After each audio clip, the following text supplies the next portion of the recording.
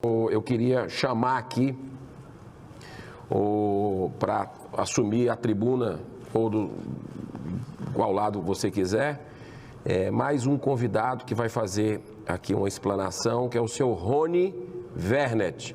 Ele que é engenheiro eletrônico e de computação, com especialização em automação industrial e telecomunicações, mestrando em física pelo Centro Brasileiro de Pesquisas Físicas, e é funcionário de carreira do sistema Petrobras e professor do ensino técnico da rede estadual do Rio de Janeiro. Então, muito obrigado aí pela sua participação e fique à vontade aí para fazer a sua exposição. Muito obrigado.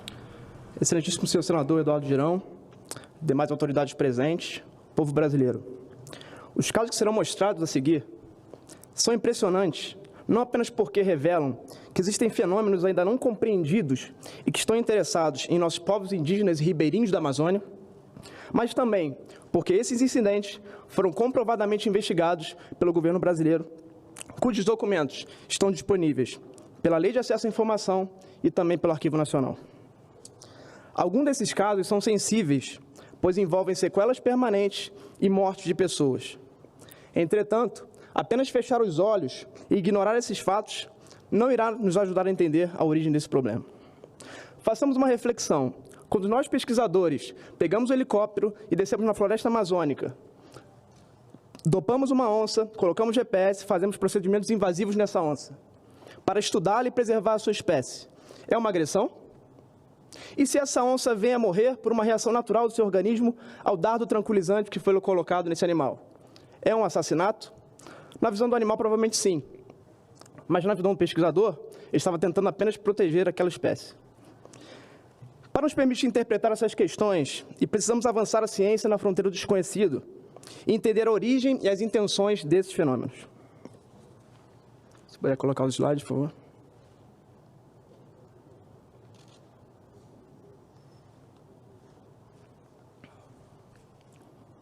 Os documentos que vamos falar são documentos oficiais sobre casos no Maranhão e Pará e documentos também no Acre, tanto da Força Aérea Brasileira quanto da Polícia Federal, FUNAI, Ministério Público.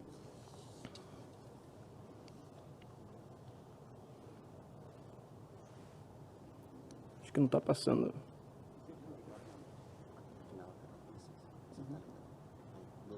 Sim, obrigado. O primeiro caso que vamos comentar é o caso de 29 de abril de 77, na Ilha dos Caranguejos, numa embarcação, pessoas retirando madeira de uma ilha, foram atingidas por uma luz, uma pessoa veio a óbito, 2 ficaram feridos. E a partir desse incidente, que foi amplamente noticiado, e é um trecho de um jornal, né, do estado do Maranhão, esses fenômenos começaram a pipocar por cidades dos estados do Maranhão e também no Pará, na divisa ali do Maranhão. Eram chamadas bolas de fogo, que sobrevoavam as casas dos ribeirinhos e disparavam feixes de luz, causando-lhes efeitos fisiológicos, como fraqueza, vermelhidão, paralisia, amortecimento, dor de cabeça, desequilíbrio, confusão mental e desmaio. A maioria das vítimas eram pessoas simples, ribeirinhos e pescadores, que eram atacados na maior parte das vezes quando estavam sozinhos, à noite e também durante o dia. Esses casos não pouparam nem a capital São Luís, que também passou a ser sobrevoada pelos tais aparelhos, nome popular que os visitantes da região deram quando começaram a observar não somente luzes, mas também formas desses veículos aéreos. A população de diversas localidades maranhenses encontrava-se em pânico com os feixes de luz. O prefeito da cidade de Pinheiro, Manuel Paiva, chegou a confirmar que o fenômeno OVNI era real e queria comunicar ao Ministério da Aeronáutica após um desses veículos descer e sobrevoar a cidade a baixa altitude. A partir do modo iniciado no mês de julho de 77, na cidade de Viseu, fronteira com o Maranhão, o foco da atuação do fenômeno passou a ser o estado do Pará, fazendo vítimas até mesmo na capital Belém. As pessoas pararam de sair de suas casas após 18 horas. Passaram a se reunir nas mesmas casas e orar para tentar afugentar o fenômeno dos feixes luminosos. E respondiam, quando esses objetos desciam, a tiros de espingarda. Os homens eram atingidos principalmente na região do pescoço, enquanto as mulheres eram atingidas na região do tórax, próximo aos seios. Enquanto isso, as autoridades tentavam descredibilizar as testemunhas. O secretário de Segurança Pública do Estado do Pará, na época, Flávio Guedes de Araújo, chegou a declarar: essas pessoas devem tomar um calmante ou procurar um médico. Não há nenhuma luz. Na realidade, é só imaginação. Na cidade de Virgem de Nazaré, o pânico foi tamanho que o prefeito José Idônio Favaz Soeiro enviou um ofício à Força Aérea Brasileira pedindo ajuda, o que também foi seguido pelo prefeito do município de Colares, Alfredo Bastos. A única médica da região, doutora Velaide Cecim, tentava atender a grande quantidade de pessoas que lotavam os postos médicos, alegando terem sido atingidas pelos tais feixes luminosos. Segundo palavras da própria doutora Velaide, eles eram recebidos por um feixe de luz que impedia que eles se movimentassem, qualquer parte do músculo, até para pedir socorro. A partir daí, a dor se tornava insuportável e eles eram tomados de profunda fraqueza, como se estivessem sendo dopados.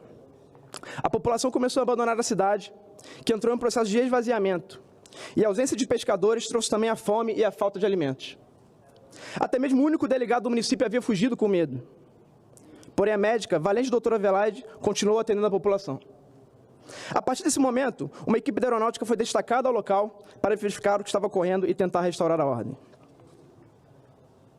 Em outubro de 77, com o apoio do prefeito de Colares, Alfredo Bastos, e do vereador Manuel Costa, os militares da segunda seção, a seção A2 de inteligência da aeronáutica, foram até o local, comandados pelo coronel Camilo de Ferraz Barros, e estabeleceram-se na região.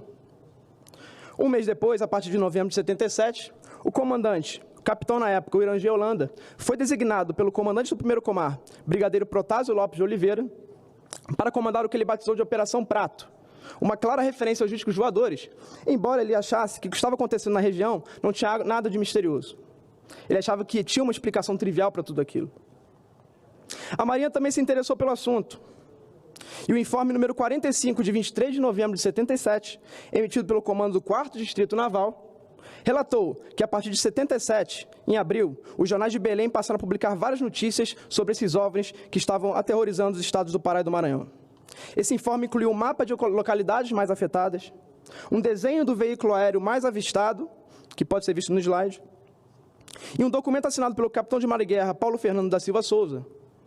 Possui como anexo o requerimento número 71 de 77, assinado por uma vereadora da Câmara Municipal de Maracanã, solicitando ao Estado-Maior das Forças Armadas em Brasília ajuda para investigar o fenômeno e que fossem tomadas providências. O comando da Operação Prato achava que aquilo tudo não se tratava de loucura da população, fenômenos naturais e coisas do tipo. Entretanto, um evento envolvendo o comandante Irangê Holanda, sua equipe e membros do antigo Serviço de Inteligência SNI mudou totalmente os rumos da operação. Um veículo aéreo de formato discoide, totalmente preto, com uma luz na parte de baixo, de tamanho estimado em 30 metros de diâmetro, ficou parado sobre a cabeça dos militares. A partir daquele momento, o capitão não tinha dúvidas de que se tratava de algo misterioso e desconhecido. Uma outra testemunha crível é a própria doutora Adelaide Cecim. Ela viu uma dessas aeronaves de perto. Segundo palavras da doutora Velaide, até aquele momento, mesmo atendido toda a enormidade de habitantes atacados, eu ainda duvidava que poderia ser alguma coisa que eu pudesse ver. A doutora Velaide viu em um final de tarde, ainda em plena luz do dia, um objeto voador cilíndrico, com uma janela panorâmica na qual haviam 2 seres, de pele escura e cabelos loiros.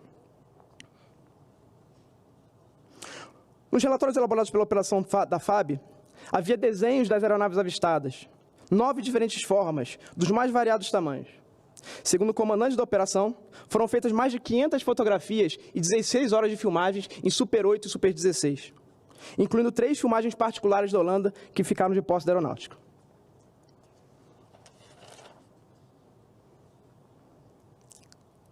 Segundo a Holanda, alguma dessas fotos tiradas por ele e por sua equipe, haviam naves mães com saída e reentrada de objetos menores. O comandante disse que ficou de frente com uma aeronave no formato de uma bola de futebol americano, no comprimento de 100 metros, a uma distância de apenas 60 metros de distância. Ele estava diante de um prédio. Essa aeronave ficou parada na frente dos militares e eles fizeram filmagens e fotos desse fenômeno. Após comentar sobre essa filmagem e mostrá-la aos militares, em uma sessão especial, a Operação Prato foi finalmente encerrada, oficialmente encerrada. Em agosto de 97, após mais de 20 anos de silêncio, o comandante Holanda foi entrevistado pelos ufólogos Gevaé e Petit, revelando vários detalhes da operação. Em abril de 2009, a campanha da Comissão Brasileira de Ufólogos conseguiu liberar alguns documentos da Operação Prato. Entretanto, segundo o comandante da Operação Orangê Holanda, um relatório final foi enviado ao Estado-Maior da Aeronáutica, em Brasília, o qual ainda não foi integralmente liberado.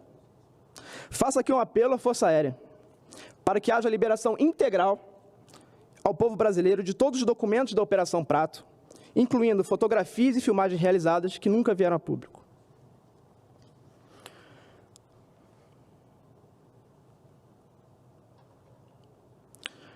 Durante as entrevistas concedidas em 97, o Orangê Holanda já declarou possuir informação de que a atuação desses veículos na Amazônia se estendia em faixas de leste a oeste, de Fortaleza até Manaus.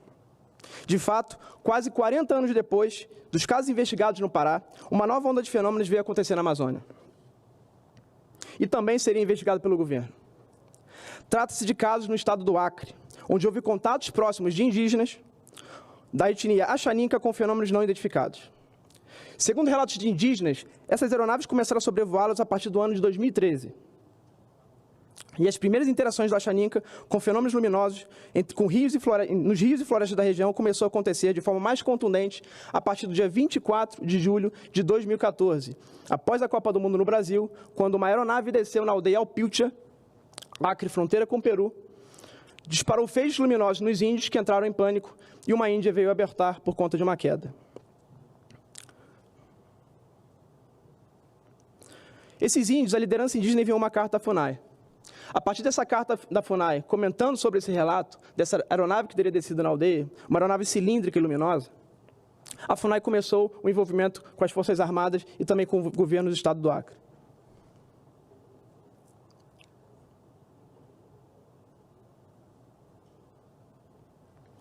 A aeronave desceu exatamente nesse terreiro dessa aldeia que está na foto.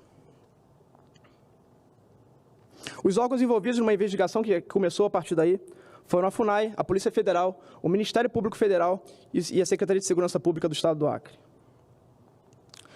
O delegado Marcelo Antônio Neme abriu um inquérito, então, chamado Inquérito 184-2014 de 4, para investigar se criminalmente havia algum crime sendo cometido por contra aquela sociedade, aquela comunidade indígena.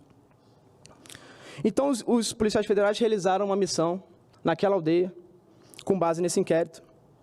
E também, no dia 20 de agosto, a FUNAI emitiu um relatório compilando as informações e distribuindo a diversos órgãos, incluindo as Forças Armadas e a ABIN. As lideranças das tribos indígenas relataram que esses objetos estavam visitando a aldeia a todo tempo, de 18 até as 22 horas, o que acabou interrompendo a atividade de pesca. A Polícia Federal, então, realizou uma primeira missão. Um desses depoimentos dessa missão é de Paula Colares, doutora em antropologia, que filmou, junto com indígenas, um objeto descendo na aldeia de cores brancas, verdes e vermelhas. Os índios, nesse vídeo, começam a atirar de espingarda contra esse objeto, que então desiste de fazer sua investida e sobe na direção do horizonte. Esse vídeo está disponível e anexado nesse inquérito da Polícia Federal. O inquérito da Polícia Federal, então, foi finalizado, foi arquivado, por falta de indícios de que haveria sendo cometido um crime ali contra aquela população. Então, quem se manifestou foi o Ministério Público. O Ministério Público, então, se manifesta a partir de palavras da doutora antropóloga Carolina Comandulli, que estava na aldeia em janeiro de 2015 para participar de um encontro entre povos indígenas do Brasil e do Peru. Por volta das 21 horas, após o jantar, ela viu flashes luminosos sendo disparados no terreiro da aldeia. Ela achou estranho, porque não havia nuvens, o céu estava limpo. Ela então se preparou para dormir na casa do hoje atual prefeito da cidade de Marechal Tamaturgo, que é a cidade mais próxima da aldeia, Isaac Pianco, hoje prefeito em segundo mandato.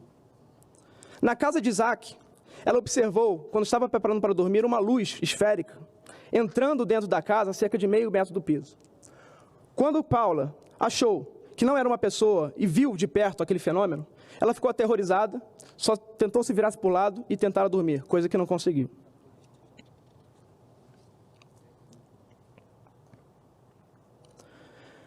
Sem equipes e sem recursos para fazer uma missão na aldeia, a investigação do Ministério Público foi encerrada. Achando que o fenômeno tinha acabado, No ano de 2016, já numa tribo mais a sudeste, a campa Isolados do Envira, um objeto desceu. Havia um grupo de indígenas, esse objeto queimou todos os bicos das lanternas desses indígenas. O indígena atirou de espingarda, e esse objeto desferiu um feixe de luz que o deixou hospitalizado, e ele foi socorrido pelo indígena Ayrton, que está na foto, que é um professor da aldeia.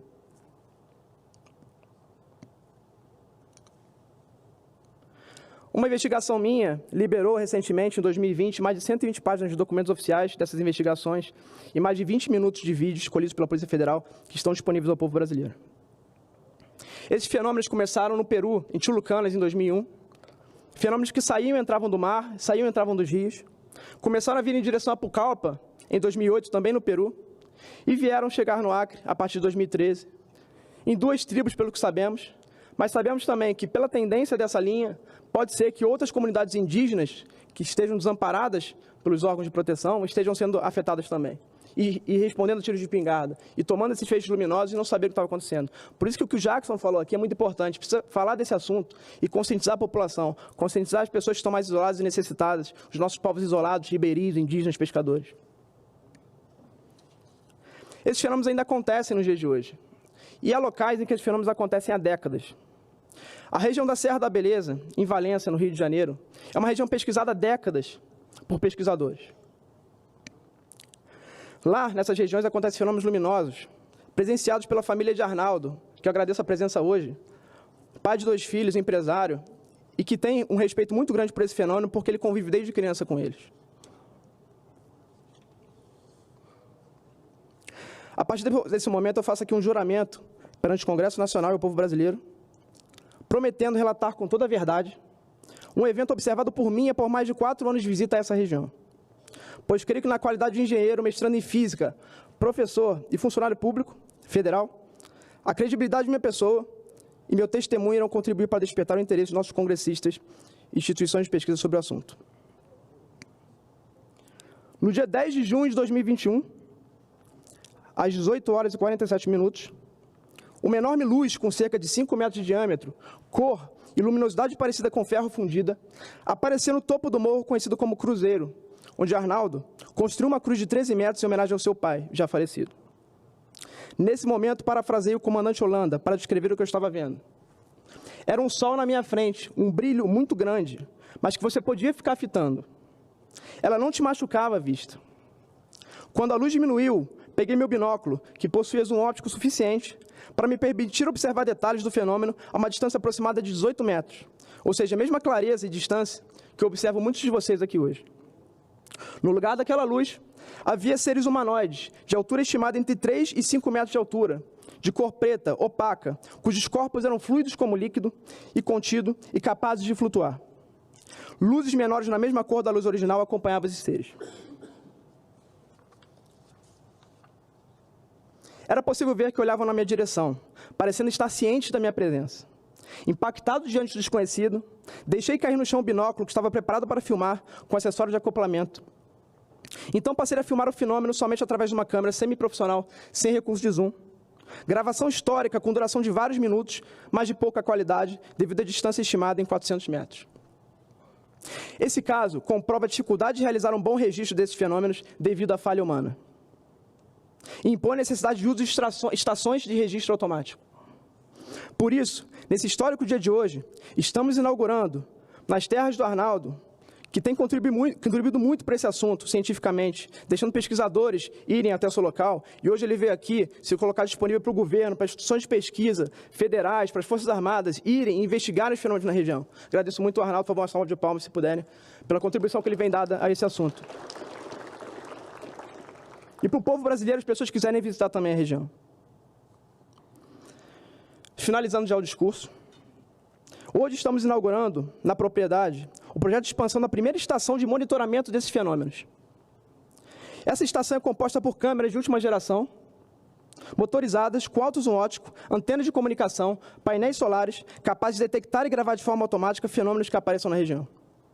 Em breve serão instalados diversos sensores para a coleta de dados dessas ocorrências, bem como software de rastreamento e inteligência artificial. Essa mesma metodologia... Só um minuto para concluir, obrigado, por favor. Obrigado, senhor. Essa mesma metodologia já está sendo executada com maior verba de investimento na Universidade de Würzburg, na Alemanha, e pelo projeto Galileu em Harvard, nos Estados Unidos. É possível que em breve tenhamos a primeira imagem em alta resolução desses desconhecidos fenômenos obtida por uma instituição de pesquisa civil. O fato desse caso relatado por mim, assim como outros menos impressionantes que pude observar, não descreverem luzes que vão e vêm em direção ao espaço, abre o leque de hipóteses para uma explicação ao fenômeno. Seriam fenômenos provenientes da própria Terra em uma realidade ou dimensão alternativa, ainda a ser desbravada pela física moderna?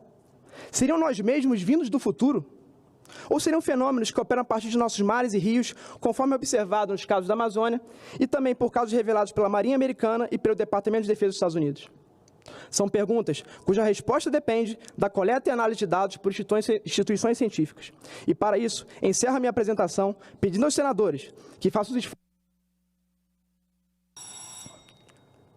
para que a abordagem de inteligência e segurança nacional já utilizada há décadas no Brasil e sem resultados aparentes, seja complementada por uma abordagem de fomento científico para estudo desses fenômenos que desperta a curiosidade de todos nós e tem potencial para transformar o mundo como conhecemos em termos culturais, antropológicos, sociológicos e tecnológicos. Muito obrigado.